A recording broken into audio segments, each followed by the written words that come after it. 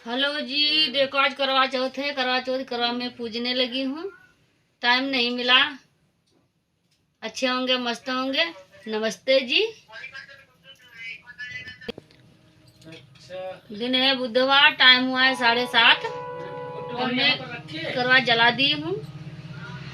करवा जला दी हूँ। ये देखो फुटू लाई थी, ये अगरबत्ती है, ये खाना बनाई थी, ये फारा बनाई थी, फारा भरी हूँ करवन में।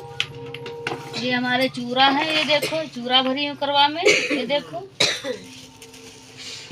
दिल्ली में तो खाली पानी भरते हैं, हमने सब गांव की तरह कर रहे हैं। दिल्ली की तरह नहीं कर रही हूँ, गांव की तरह कर रही हूँ।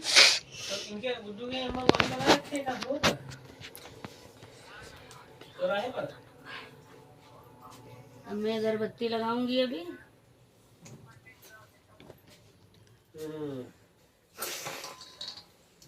भाई उनका इंतजाम और है।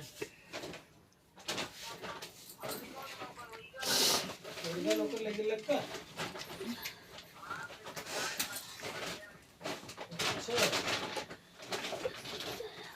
तो सही है उसका भी।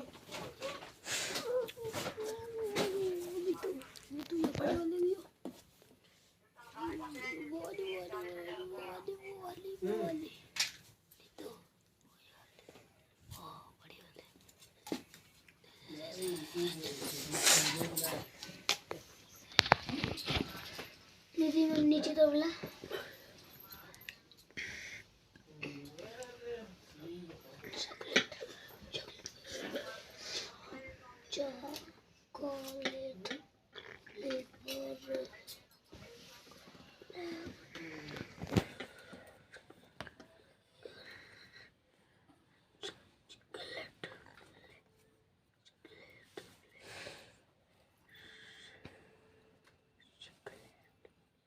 नौकरी लग गई क्या है?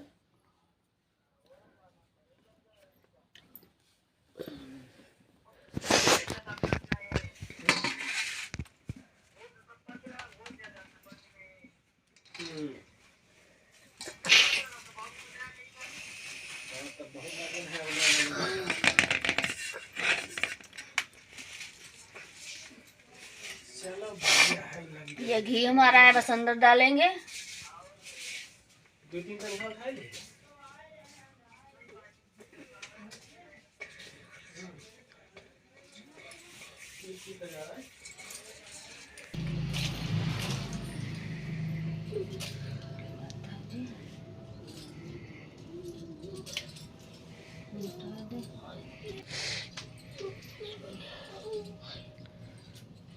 यहाँ दिल्ली में गांव में कोई चलनी लाता नहीं, तो मैं भी यहाँ चलनी नहीं लाई हूँ। मैं दिल्ली में सब चलनी लेते हैं, मैं चलनी नहीं लाई हूँ।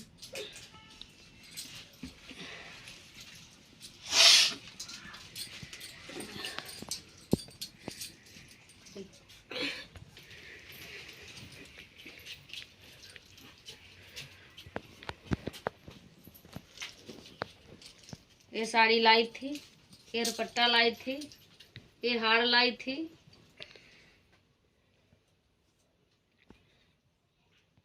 ये देखो कैसा कमेंट में कैसी लग रही हूँ। चले जाओ। ये देखो सब्जी बन रही है, ये पूरी कचौड़ी बनी है। आ जाइए खाने के लिए, बताना कमेंट में हमारी पूरी कचौड़ी कैसी है। ये देखो सब्जी हमारी बन रही है। बारात के साल ओढ़ी जाती है, दुपट्टा ओढ़ा जाता है, मगर बारात के साथ दुपट्टा घर पे है, तो यहाँ खरीद के लाई हूँ। बारात का दुपट्टा घर पे है, तो हम कहे चलो खरीद लेते हैं, तो फिर खरीद के लाई थी। ये चूड़ा बांधे हैं इसमें, अभी यज्ञ पूजा करेंगे तब दिखाएंगे।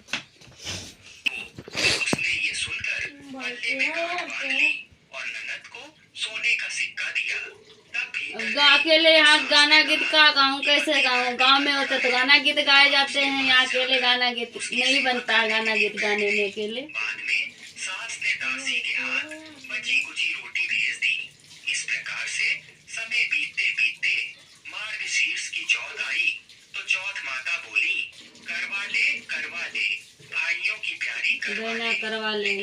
जब उसे चौथ माता नहीं दिखाई दी तो वह बोली, हे माता, आपने मुझे उजाड़ा तो आप ही मेरा उद्धार करोगी, आपको मेरा सुहाग देना पड़ेगा। तब उस चौथ माता ने बताया कि पौष की चौथ आएंगी, वह मेरे से बड़ी है, ऐसा सब लोग खुद बोला करें। वही तुम्हारा सुहाग वापस देंगी। पौष की चौथ आकर चली गई, माघ की चली गई, फागुन की चौथ आकर चली गई, चैत्र वैशाख ज्येष्ठ आषाढ़ और सावन भादों की सभी चौथ आई और यही कहकर चली गई कि आगे वाली को कहना। आसौच की चौथ आई तो उसने बताया कि तुम पर कार्तिक की चौथ नाराज है, उसी ने तुम्हारा सुहाग लिया है, वही वापस कर सकती है करना। यह बताकर वह भी चली गई। जब कार्तिक की चौथ आई तो वह गुस्से में बोली, भाइयों की प्यारी करवा ले, दिन में चांद उगानी करवा ले, व्रत खंडन करने वाली करवा ले, भूखी करवा ले। तो ये सुनकर वह चौथ माता को देखकर उसके पांव पकड़कर गिड़गिड़ाने लगी। ये चौथ माँ पकड़कर क्यों बैठ गई? तब बहन बोली कि जो मुझसे भूल हुई उसे क्षमा कर दो, अब भूल नहीं करूंगी। तो चौथ माता ने प्रसन्न होकर आंखों से काजल, नाखूनों में से मेहंदी और टीके में से रोली छोटी मेहंदी से उसके आदमी पर छींटा दिया तो वह उठकर बैठ गया और बोला कि आज मैं बहुत सोया। वह बोली, क्या सोया? कि जल्दी से माता का पूजन करो। जब चौथ की कहानी सुनी, करवा पूजन किया तो प्रसाद खाकर दोनों पति पत्नी चौपर खेलने बैठ गए। नीचे से दासी आई, उसने उन दोनों को चौपर पासे से खेलते देखा तो उसने सास जी को जाकर बताया। तब से सारे गांव में ये प्रसिद्धि होती गई कि सब स्त्रियां चौथ का व्रत करें तो सुहाग अटल रहेगा। जिस तरह से साहूकार की बेटी को सुहाग दिया, उसी तरह से चौथ माता सबको सुहागिन रखे। यही करवा चौथ के उपवास की सनातन महिमा है। बोलिए चौथ माता की जय। आइए अब करवा चौथ की दूसरी कथा को सुनते हैं। एक ब्राह्मण परिवार में 7 बहुएं थीं।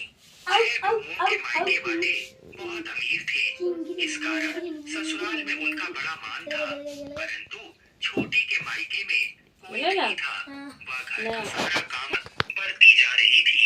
एक दिन जब घर में कोई नहीं था तो उसने नांद उठाकर देखा तो हजारों छोटे छोटे सांप के बच्चे इधर उधर रेंगने लगे।